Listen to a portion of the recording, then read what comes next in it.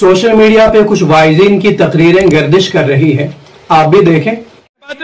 फरमोवुक अगर न अज ब्रोट हुजूरो तशरीफ आशे ओनमुत अश ओस पन्नी जाय इराद कोरमुत खुदाई सुंदन तमामन जहन्नमन लोलस मन यम ति खुदाई सिन जहन्नम छ जमन करवस दरवाजे बंद जिलानी रदियल्लाहु दबन परवरदिगार आज दिको इजाजत आज खालन कोन पन्नन शानन पर अजे खाल हर बुरा तस्वीर।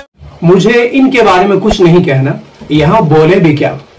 तायीद या तनकीद तो वहां हो सकती है जहां कुछ हो, यहाँ तो कुछ भी नहीं है। मैं इनके बारे में नहीं कह रहा हूं कि इनमें कुछ नहीं, ये लोग अपने आप में बहुत कुछ हो सकते हैं, लेकिन मैं सिर्फ इनकी तकरीर और इनकी इन बातों के बारे में कह रहा हूं कि इन बातों में तो कुछ भी नहीं रखा है। अलबत्ता मुझे सिर्फ ये पूछना है कि इस तरह की मस्जिदें और इस तरह के सामीन मिलते कहां से हैं। मुझे तो लगता था कि हमारे कश्मीर में खिताबत और इमामत बड़ी दुश्वार होगी। हम लोग जहां जाते हैं हमें जिस तरह के सामीन मिलते हैं, वहां अगर हम बुखारी की हदीस भी कोट करें तो फौरन लगता है कि शायद अभी कोई खड़ा हो जाएगा और कह दे कि बुखारी की शायद मरफू रिवायत होगी या मौकूफ रिवायत होगी, मुरसल रिवायत होगी, लेकिन यहाँ के सामीन तो कुछ भी नहीं बोलते हैं।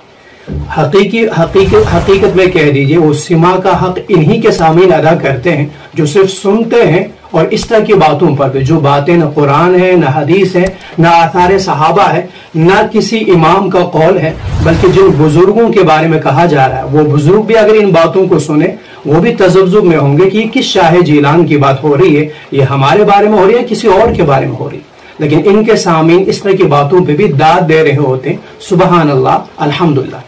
तो इसलिए मुझे ये पूछना था कि इस तरह की मस्जिदें, इस तरह के सामीन, इस तरह के नमाजी कहाँ मिलते हैं? अगर कहीं है तो हमें भी बता दीजिए। इसलिए कि इन जगहों पे इन तकरीरों को सुनने के बाद लगता है कि वहां कुछ बोलना नहीं होता है, सिर्फ फेंकना है। माना हम इतना नहीं फेंक सकते, लेकिन थोड़ी कोशिश तो कर लेते हैं। इसलिए मैं भी खतीब बनूंगा, तो आप